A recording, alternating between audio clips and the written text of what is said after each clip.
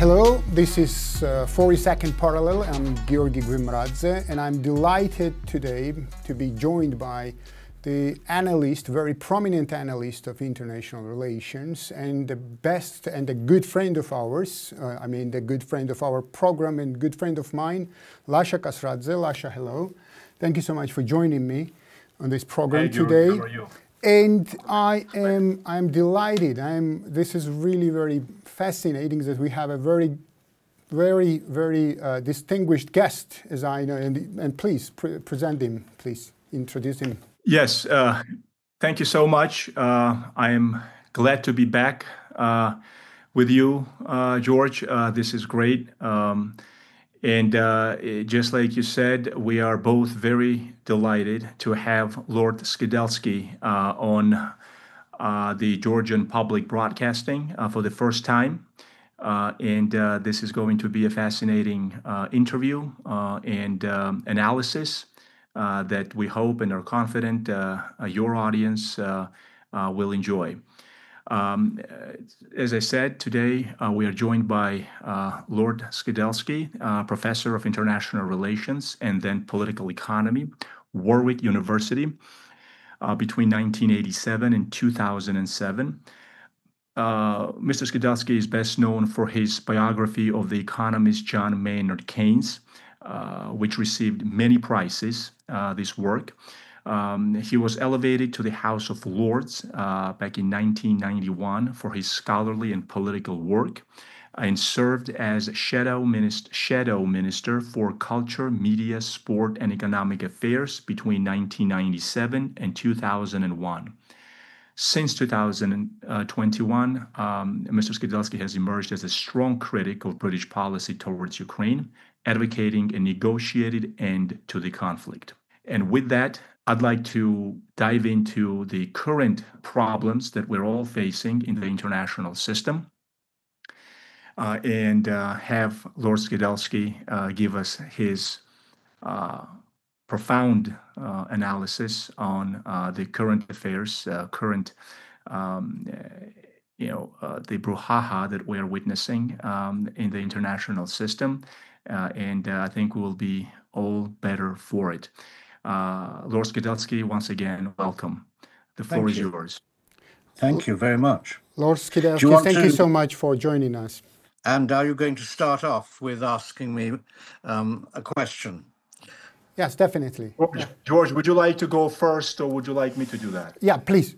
First question for you. Yeah. Sure. So let me just start from the overall change in the international system, how you look at it. We have shifted from unipolarity to the multipolar world. This is basically the consensus now among the experts and the scholarly community within the field of international relations. And that affected a whole lot of things. That affected regional politics, not just in the South Caucasus, but we'll get to that in a second. But what is your take? Where is the world headed? Just to sort of start it off as an overall view that you may have about this change. We have Russia's invasion of Ukraine. We have the Trump administration that is engaged in economic nationalism. How do you see these changes?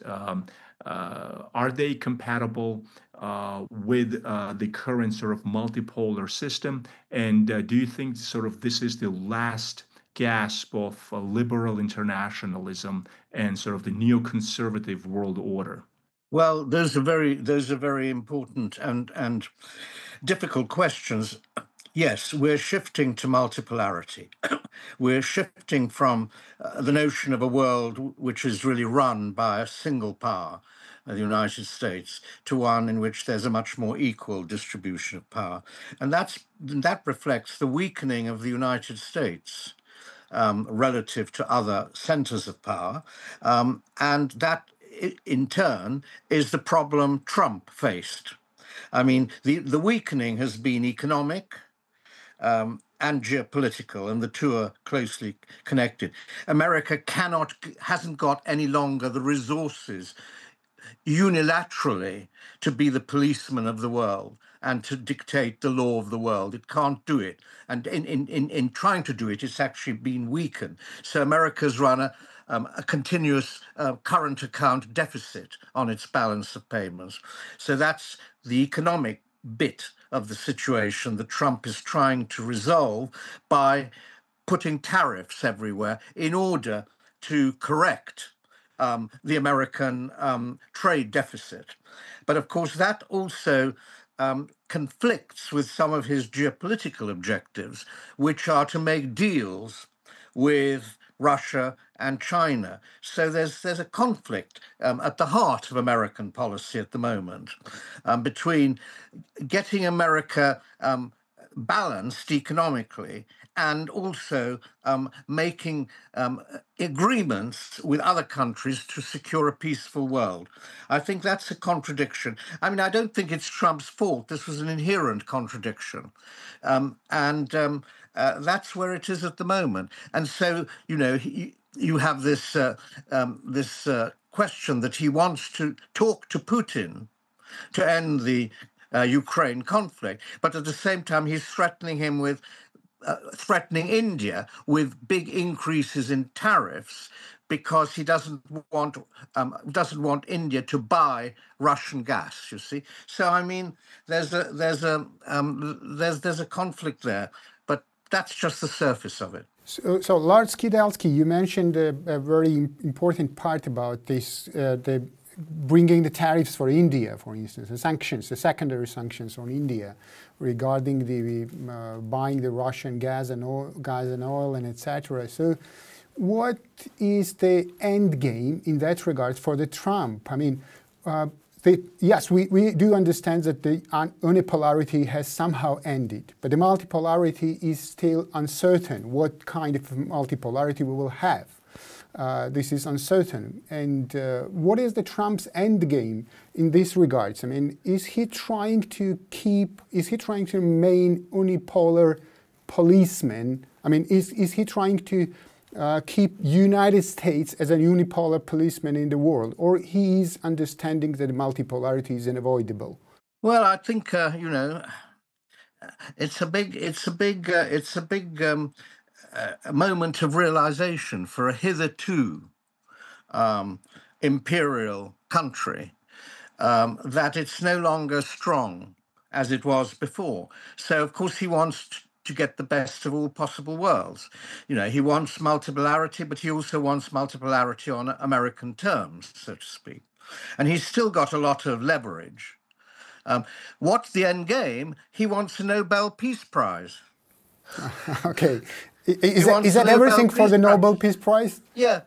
Well, yeah, that's the end game. And in order to get a Nobel Peace Prize, you've got to actually produce some peace, or at least be rewarded for your efforts in that direction. I'm not as critical of Trump as many people are. I mean, you know, there's one genuine thread running through the whole of Trump's political career, and it starts long before the Ukraine war. He hates killing. He keeps saying, I want to end the killing, in every sentence almost that he devotes, every speech he devotes to international relations. He talks about ending the killing. Now, I think that's genuine. And it's something that we in Britain don't really understand any longer, that idea that peace is the most important thing. I mean, we're very happy for Ukraine we're very happy to wage a proxy war against Russia via Ukraine. And the amount of people that get killed in that, it's now maybe hundreds of thousands in killed and wounded in the last 4 years. Doesn't seem to concern us, but it does concern Trump, and that's the good and genuine part of Trump. He wants a peaceful world, but he also wants somehow America to be in some controlling position in that world, and that is maybe the inconsistency in his policy. Okay, Lasha, please join our discussion about that. One of the first things I wanted to say was what Lord Skidelsky, he just beat me to it when every time Trump comes out and talks about saving human lives. I do want, and then we're talking about him, his aspirations to get the Nobel Peace Prize. And I wonder if that's the reason why he keeps emphasizing this. But let's give the man the benefit of the doubt and say that, he does believe truly and genuinely that these lives have to be saved. And this was a senseless war, and that all of this could have been avoided. I believe that. I want to believe that. His instinct, this is not a warmonger president, correct? He's Correct. not, he does not come from your traditional sort of neoconservative, neoliberal establishment in Washington. Then that's why he, one can argue this is one of the biggest reasons why he became the president of the United States, was because, the population, his electorate at least, was sick and tired of this senseless adventurism that was costing U.S. both strategically, materially, in terms of finance, more than it was gaining from it. And just a quick note on that, I think U.S. Wasted its unipolar moment on these adventurisms, and I think one of the biggest reasons for it was its paranoia of maintaining the primacy of NATO, of sort of finding the reason for NATO's existence after its victory in the Cold War and the collapse of the Soviet Union. But be that as it may,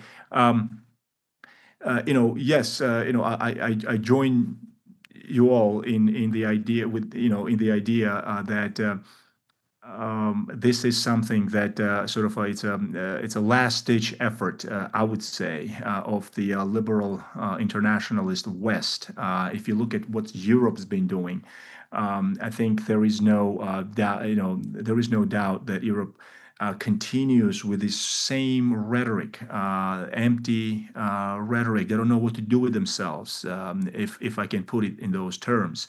They're on the one hand, they have to bandwagon with the United States. And then on the other hand, they hate Russia. They want to act strategically independently from the United States, but they can't really pull that off either. So I think the West is in turmoil now. And guess what? I think America, China, and Russia will be the three major powers that will come out of this as winners. What will happen to Europe? Where will Europe end up strategically in this sort of strategic triangle? I don't know. Europe has been weakened as a result of their sort of, ideological fanaticism, if you will, mainly, to a large extent encouraged by Washington, correct? To a large extent, this is based on promises that somehow, United States would provide a security umbrella, for Ukraine against Russia, and it would use the European, the Western Europe, efficiently to reach that goal. But it hasn't worked out that way. I think Europe is the weakest. Yeah. I think so. This is. I don't have a question. I'm just making a comment here. Yeah. So perhaps you could just respond. Yeah, let's go back in history a little bit. I mean, there was this moment, wasn't there, in the early 1990s when the Soviet Union had collapsed and the world seemed to be open to the West. There was going to be one civilization, one international economy, and one world order. That was, some of us call it the Fukuyama moment, in honor of the Francis Fukuyama, who wrote a very influential article in 1989 called The End of History. So there was an opportunity there, but I think the West squandered it because Russia's place in this new order was not sufficiently determined. This was a moment when Russia was very weak, when it seemed you could just incorporate Russia into a Western-based system without any Russian input into it, really. And above all, I think insufficient attention was paid to Russia's security concerns. The Russians regard Gorbachev as having betrayed them, really, by not getting the Americans to sign up to a promise not to expand NATO eastwards. I mean, this was a promise given to Gorbachev, but he never insisted that it become a treaty. And so what the Russians felt was a gradual eastward expansion of an alliance that was, in its essence and in its beginning, an anti-Russian alliance. So it incorporates not only the old protected states in Eastern Europe, but also then the Baltics. And then the next goal is Ukraine. And to some extent, Georgia as well. These were regarded as, I think, by most Russian opinion, as the last sort of buffers against, NATO coming straight at their frontiers.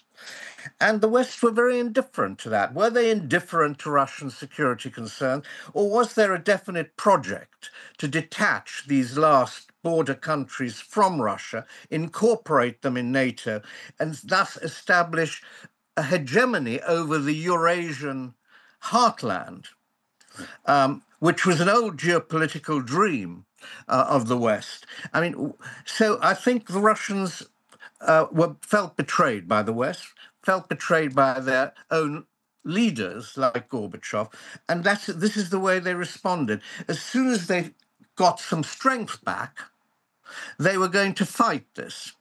And this fight back really became apparent in a speech made by Putin in 2008, the year in which NATO said Ukraine would become a member. And he makes this speech saying, we can't accept this. And from that moment onwards, the unipolar moment, the one moment which seemed to be opened up by the collapse of the Soviet Union, collapsed. And it's been mounting tension ever since, with Russia, in its own eyes, and I to some extent accept that, fighting a defensive action against this encroachment, as they see it. Of course, the West doesn't accept that story at all. They simply regard it as a set of Putin fabrications, paranoia, and so on, because to them, and I've had this said to me many, many times, NATO is a purely defensive alliance. It has no territorial ambitions. And then people say, well, what about Iraq? What about Libya? What about Kosovo? Is this purely defensive? So coupled with NATO hard power has been the idea of regime change, using the hard power to get changes in regime favorable to the Western ideas. And that, of course, means an increase in Western power. I mean, and people have fought against it, Russia, China, and the BRICS. So they don't accept this idea that the future lies in a universal acceptance of Western values and Western interests. So, Lord Skidelsky, so I think about that. Commenting on Witkoff's visit, Trump mentioned that there is the possibility of the progress. I mean, this visit about 2 days ago. Possibility of what? Sorry. A possibility of progress. Yes. He highlighted that there is the possibility of progress. I mean, Trump. Who did? Trump highlighted. Trump, yeah, yes. Okay. Yes, and actually there was some kind of insights that Witkoff was provided some kind of vision from the Russian side about the outcome of the conflict. So my question is, how much Trump understands Russia's concerns? I mean, on the Western political elite, contemporary Western political elite, they do. How to say that they do ignore Russia's concerns about the NATO enlargement. But what about Trump? How much he understands these concerns, how much he can respond to these concerns, and how much he is free of the local U.S. political elite to act adequately to these concerns? Well, I think you've made one very important point. I mean, Trump isn't a dictator. Yes. I mean, he is a president, a very powerful president, but there's a constitution and there is an opposition. He has to take an opposition often within his own administration. Which he has to take into account. That doesn't seem to be the position of Putin. I mean, Putin is much more in control, I feel, of Russian policy than Trump is of American policy. So whatever Trump believes to be the case, he has not got supreme power to make his ideas effective. I mean, that's the first point. On the security point, Trump seems to understand this. When he talks about the Ukrainian war being an unnecessary war, he implies that the security concerns of Russia could have been met. And now I think he accepts the fact, and the administration accepts the fact, that there's going to be no expansion of NATO towards any further expansion of NATO to Ukraine. So in that sense, he has accepted the security concern, and the neutrality of Ukraine is one of the conditions of of a peace. What he doesn't understand, I think, is the strength of Russian feeling about what they call the Nazification of Ukraine by the Western nationalist element, the Galician Ukrainian bit. And so I don't think he understands, he thinks that these territorial questions can be sort of parked to one side. Then you have a ceasefire, of course, and then normality starts. But I don't think he understands that for Putin, the solving of the Russian Donbass and Crimean issue is part of the settlement. They can no longer be part of Ukraine, in Putin's view, and I think in the view of the Russian foreign policy establishment. That he has not accepted. And that is the barrier, I think, at the moment, to a ceasefire. I mean, what the Russian president is saying is this question of Donbass and the future of the Russian-speaking bits, ethnic Russian bits of Ukraine, has to be settled in advance of a ceasefire. Otherwise, we'll have a ceasefire and then United States will simply rearm Ukraine and to start the war again. Whereas the West has a completely different view. They say, this is the Europeans, have a ceasefire and that'll give Putin the chance to rearm and start the war again. So what you get out of this is a profound lack of trust. There is no trust.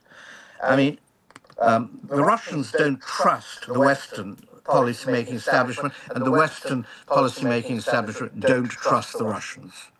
Now, somehow you've got to break that. I think adults can break it. I think people who genuinely want to make peace, who are pragmatists, can break this through this barrier. But it's very tough, and this is what diplomats used to be for.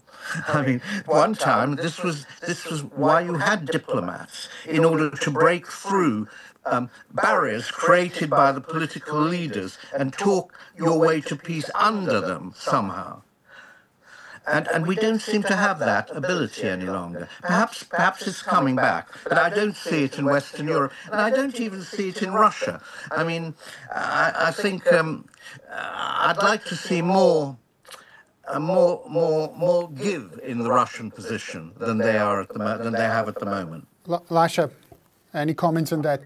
Sure. I think I'll just go back to the whole issue of trust. I think we should also be realistic and assume and think of it this way, that there was truly a naivete in the early 90s, let's just say during the Clinton administration, that Russia would not be upset with the expansion of NATO, that everything was, that the history was over, and that, the idea that the zone of peace, democratic peace, would expand, backed by NATO, in their minds, was supposed to be something that Russia was sort of not only go along with, but he'd be happy about. And so there was some sort of a naivete there. I believe that within the West and within the United States. Fast forward to today, what Lord Skidelsky just alluded to, the trust issue. I think at this point, that naivete has long been gone, and I think now it's very purposeful what the West is doing. When we talk about the ceasefire was just an empty phrase. I think ceasefire really meant nothing. It was a marketing campaign for the Trump administration, because the fundamentals, just like Lord Skidelsky addressed it a few minutes ago, were not addressed for Russia. And those fundamentals have always been no NATO, neutrality for Ukraine, and all the 4 oblasts were going to become part of Russia. By the way, all of that could have been avoided, but that's a different story. And now that Russia is winning this war, obviously has an upper hand, even though the Kremlin is more than willing to preserve bridges and not burn bridges, especially with Washington, and come up with some sort of a solution to this. Diplomatic solution, even though I believe that this has to be ended with a military solution. But I think in terms of trust, the trust is when Lord Skidelsky mentioned that Europe looked at there are two sides of the same coin. Europe sort of saying that this ceasefire cannot be trusted. Well, of course it cannot be trusted, because you're doing the exact opposite of what Putin is asking. You're basically going at it from the fundamentally different point of view, sort of a non-starter. That's your attitude. And they know perfectly well, that's my point. The point I'm trying to make is that they know perfectly well what Putin wants for this to end. And yet they're playing these games where, the collective West is sort of blaming Russia for, spoiling the deal, when there is no deal that the West is offering. And I think Trump is caught in between these two. I think Trump understands perfectly well what Putin wants. And in my personal view, he couldn't care less. He could have given half, eastern Ukraine to Putin. Instinctively, on a personal level, he's such a pragmatic, transactional president that he understands exactly what Putin wants, and he cannot fathom the idea of spoiling this deal over some 4 oblasts, right? That he's probably couldn't point out on a map. But because of this,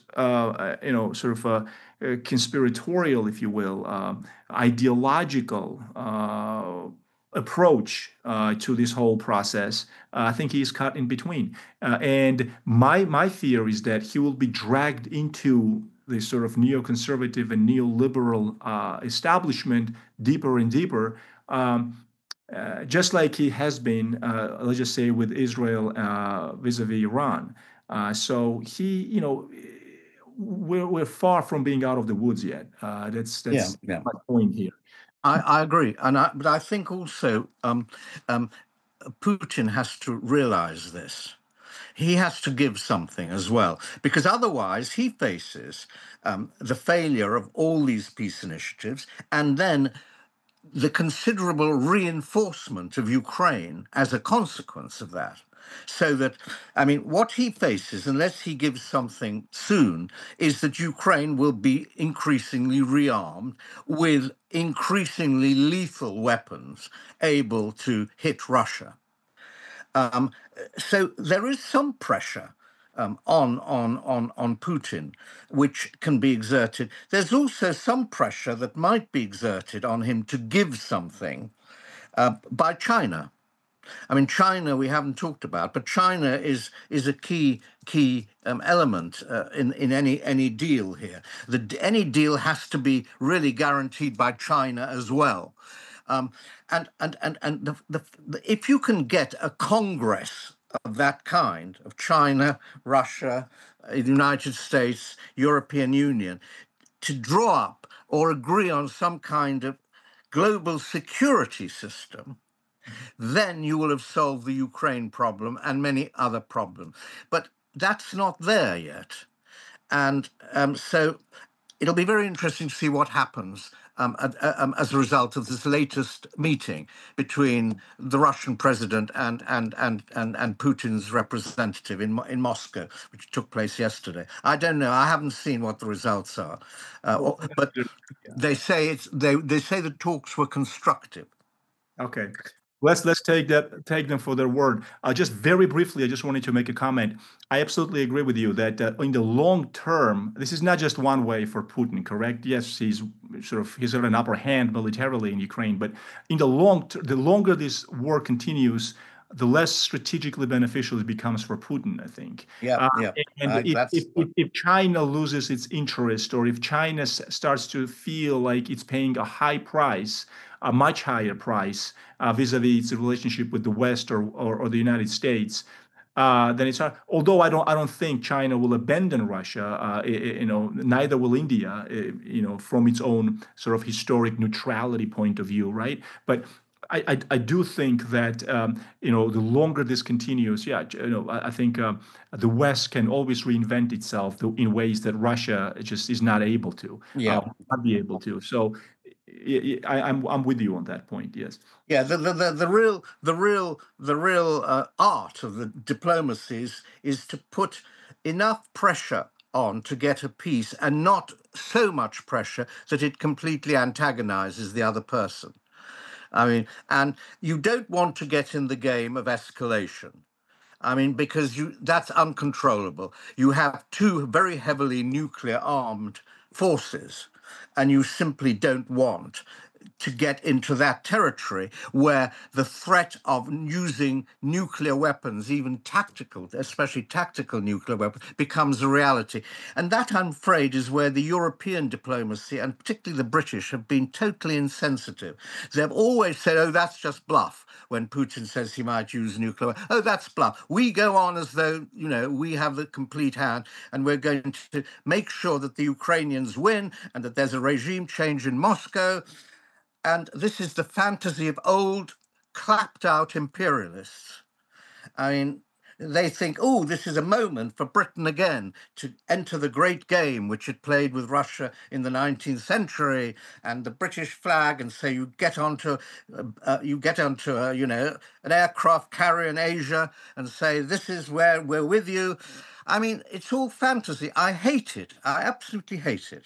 So, Lord Skidelsky, before Lasha will take us to the kind of the issue of Georgia and in this very surrounding, I would like to ask you about the Trump's policy in continuation of what you have already said. I think, what do you think about the tariffs and secondary sanctions? I mean, does it can it help U.S. economy somehow? Or the main aim for that kind of stuff, I mean, for the tariffs and for the sanctions, is a kind of creating the artificial crises to bring counterparts to a deal? What is the main goal for this rhetoric and for these actions? Well, I've always been against economic sanctions. I don't think they've ever worked and achieved their goal. If you actually look at what their results have been compared to what they said they were trying to do with them, there's no comparison. When sanctions were put on against Russia first following Maidan, but then more so after 2022, government ministers, what they said was the aim of these sanctions is to degrade Russia's capacity to wage war, and therefore basically prevent it from waging war or making its defeat more likely. It hasn't happened that way. It might in the long run, in the very long run, but long after the issue of the battlefield has been resolved. So they don't work, sanctions, unless they're imposed by the whole world and cover absolutely everything. And the state being sanctioned is quite a small state. Now, in no other circumstances do sanctions work, and they are simply a way of letting off moral indignation. We can't do anything, therefore we have sanctions. Because we want to show our moral disgust. The problem with that sort of approach is it rules out diplomacy, because sanctions are an alternative to diplomacy. Sanctions are an act of war. They're part of a war strategy, not a diplomatic settlement strategy, and that's where the contradiction lies. On the question of tariffs, I mean, there's a contradiction. Tariffs have an economic purpose, which is to rescue American home industry, if you like, from being taken over by cheap labor. And they also have a geopolitical purpose, which is to bring pressure on countries to sort of, do whatever America wants it to do. But those two purposes contradict. And you can see the contradiction in the case of China, particularly.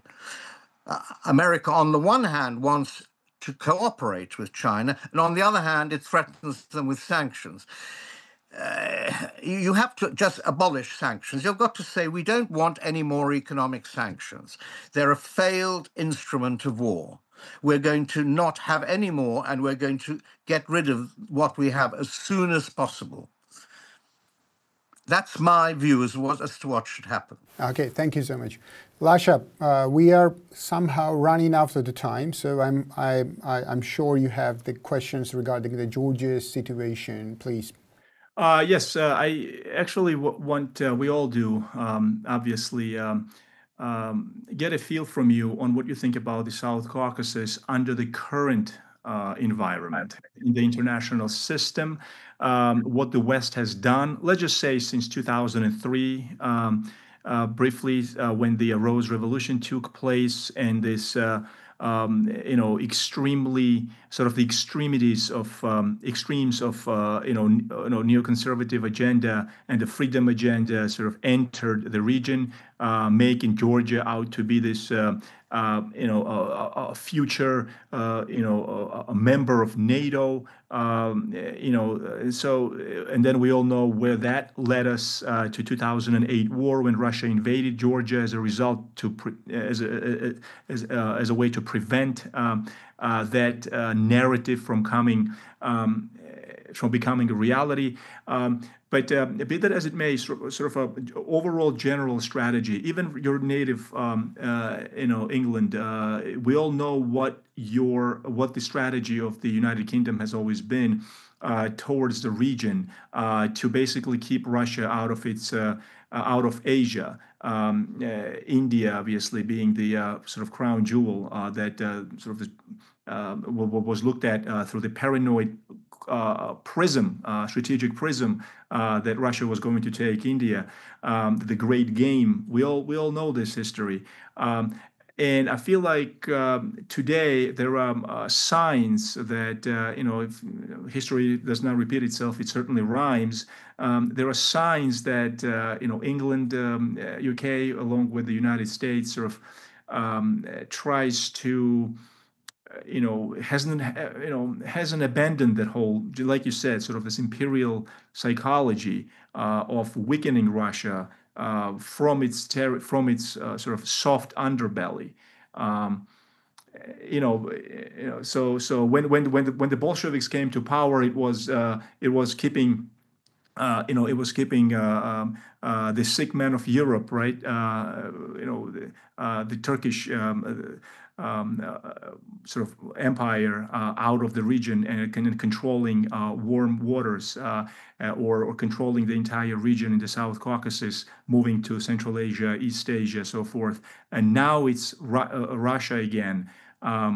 What is your take on this? Do you think that mentality still drives the foreign policy of the United Kingdom towards the region and towards Russia? It still twitches.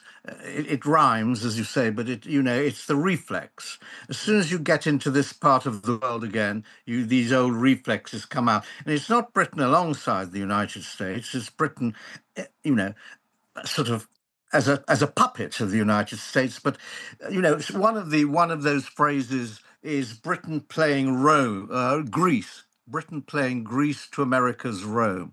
But, Greece wasn't part of the American military, part of the Roman military establishment, and Britain still feels it can make a military contribution, a subordinate military contribution to a greater American effort. Now, on the South Caucasus, again, it's the same thing as with Ukraine, I think, isn't it? It's the West trying to thrust into this bit of the Russian borders, as they were, and Russia trying to maintain its buffer state, South Caucasus as a buffer, Ukraine as buffer, and something we haven't mentioned, but it'll surely be part of some final idea, Belarus as a buffer.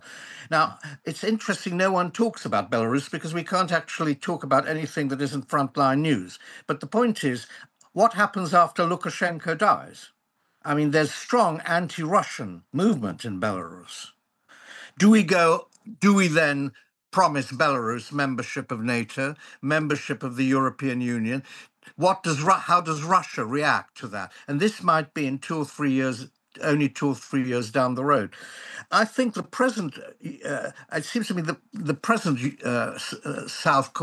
Georgian leadership, the Dream Party, Kavalashvili, that seems to me right. They want to negotiate the issues of Abkhazia and South Ossetia with Russia. I personally think that the way you do this, when you have one state, but 2 or 3 different nations within the state, the civilized way forward is to have a federal system, a sufficiently decentralized system to preserve the autonomy and identity of the minority regions. Otherwise, you either have to separate or liquidate, or have big population transfers, as I think happened in the case, was it Abkhazia expelled 100,000 Georgians, I think. So you have all these ways of settling these issues, but the civilized way is to say, okay, we are going to have a fairly decentralized federal system. The reason why the nationalists in Ukraine don't want that system is that it makes them weaker. It makes the state weaker. And they want a strong state, strong nationalist state, in a position to fight Russia whenever they need to. And you can't do that with these more within a federal structure. And that's why Europe also is not yet in any way is not yet a state, because it has a very weak center. And federal systems, not all of them, but they tend to have weak centers because they have to give a lot of the parts autonomy. So I think, I think Georgia's doing absolutely right at the moment, and it shouldn't simply go along the Saakashvili route. But that's a foreigner making a comment on an internal matter. I shouldn't really. Please, Lasha, before we conclude our conversation, your comments or your additional question. Well, I think the Saakashvili route, I completely agree with you on.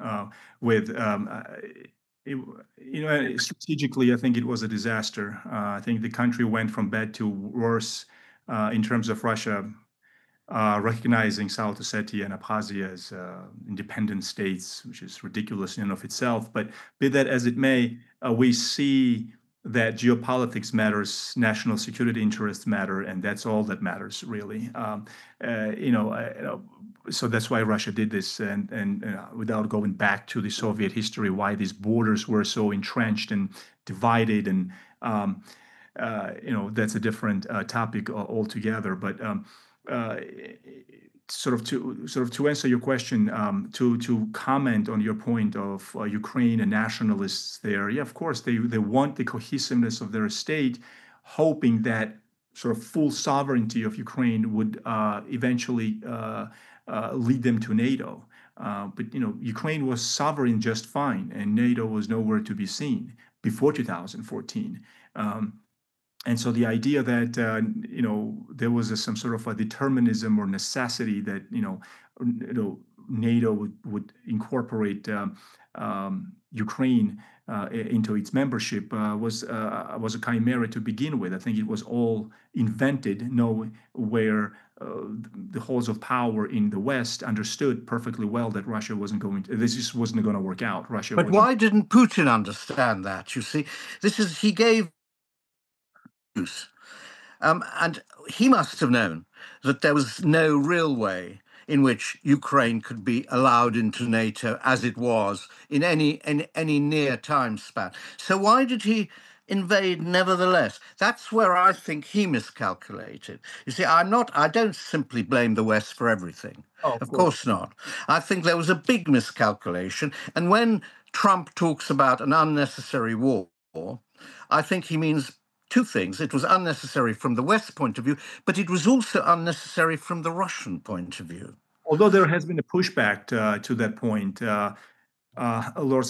because, when you have the whole, Putin was upset with the idea that, strategically speaking, Ukraine was being armed and trained. Ukraine's army was being trained by NATO. I agree that. I accept that. That was simply unacceptable. I accept that. Yeah, there was ad hoc sort of turning this country into NATO, informal NATO member. Yeah, endless training of its troops and military. And Putin actually, I'm not defending Putin as a Georgian. I cannot bring myself to do that. I'm just trying to sort of be as objective as possible. And I think George will agree with me on this. That Putin looked at it as a direct security threat to the Russian Federation. When those first two tranches of NATO expansion took place, Putin was really, the collective Kremlin, all right, the Kremlin apparatus was trying collectively to dissuade, Washington specifically. To a lesser extent, Brussels, not to do this. Yeah, could I interject? Your point about it started with naivety and then became deliberate. I'm not sure how naive it was at the beginning even. I think they thought they'd won, the West, and they were going to get the fruits of their victory. There were always very strong anti-Russian lobbyists in Washington. In the CIA, there was the old Ukrainian nationalist lobby, which a lot of them, some of them had actually supported Bandera in the Second World War. So there was all that. And so there was a project, I think, as well as naivety. I think it was there from the very start, but the project, bit of it, became much more prominent by 2004 with the Maidan uprising, which was financed, organized, certainly helped a great deal by the Americans and the CIA and the State Department. So 2014, you mean? I mean 2014, so sorry, yes. Well, I can see then there was a huge provocation. Nevertheless, I would still argue that a first-class statesman would have said, okay, look, let's try for something better without going to war. Let's try. But I don't think he tried hard enough. So that's where I blame Putin. But the West has a huge responsibility for all this. So Lord Skidelsky, to finalize, to summarize our conversation, I would like to go back to the very first question regarding the shifting from the unipolarity towards the multipolarity, and all the stuff what Trump is doing right now. So recently, it was days ago that the news came out that Narendra Modi is going to visit China at the end of August to participate on the Shanghai Cooperation Organization Summit. And also India and Russia signed the agreement regarding the further cooperation in trade in different fields. So what is your feeling? So is that the kind of sign that Russia, China and India, they are getting ready for the new multipolarity, for the new multipolar world, and their aim is to prepare the so-called global south for this multipolarity, and they are joining efforts against the Western influence on the globe. Yeah, I think multipolarity was always going to happen with the weakening of the United States. The only question is whether it would happen peacefully or violently. Unfortunately, the policy of the West has sort of created the potential for quite a violent conflict between the multipolar bits of the planet and the Western bits. I mean, for example, in the BRICS are creating an alternative international payment system. They're constructing an alternative economic space. So in a way, they're recreating in economics and in military terms, the divided world, which really we thought we'd escape. So I think the question is exactly what you say. Is there a peaceful way to multipolarity which preserves the idea of an open trading system, that preserves the idea of a United Nations sort of government, if you like, settling these issues? Or do we move towards an era of two armed blocs again, with the risk, huge risk of war, because there are no rules of engagement at the moment? At the end of the Cold War, they did work out a modus vivendi between the two sides. We're drifting into that situation. The modus vivendi can look like, and I don't think it's necessary. There shouldn't be any ideological conflict any longer, but that we invent one because it's freedom versus autocracy. So I'm not an optimist. I'm not an optimist in the end. I think we're going to go through some very, very, very rough and unpleasant moments before we sort all this out. Yeah, okay. Thank you so much. Lasha, if you have any comment on these regards, we exploded a lot of time of Lord Skidelsky. Yeah, please. Sure, just very briefly. I think in reference to India, India will always act based on its traditional sort of policy of neutrality, starting since the 40s. I think it was, since its refusal to participate in the Cold War, ideological battle, strategic battle, and then it very wisely sort of pursued and stuck with this perpetual neutrality, without burning bridges either with the West or the East, so to speak. I agree. And today, when I think there's in the last 48 hours, Trump administration's pressure on India, on tariffs, on egging them against their own interests by telling them not to buy energy resources from Russia, and many other things, in terms of geoeconomics. I think India will not calmly succumb to these demands, and we are seeing it as we speak. There have been already a bunch of articles written about this, and commentary has been made about this in the last day or two. And I think if India sees this sort of strategic triangle with China and Russia, I think it will take that opportunity. It will not step out as a lone wolf in fight against the United States. It needs South Caucasus, it needs Central Asia, it needs Iran. Iran is very strategically necessary country for India, and I don't think I think that India and Modi, sees this as a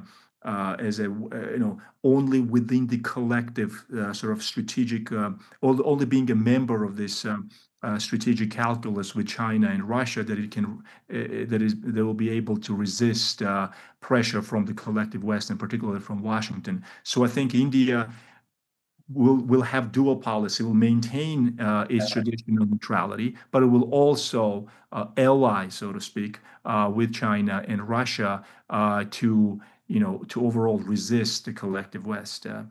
That's my view on that. So, Lord Skidelsky, if you have any short comment. No, I think we've covered the ground. The only short comment I would have is don't forget Belarus. Yeah, definitely. You're right. You're extremely right. So, Lord Skidelsky, thank you so much. It was great to have you on program. Thanks a lot for your time and for your very, very interesting insights. So, Lasha, thank you so much for joining me for this program and for organizing this very interesting conversation with Lord Skidelsky.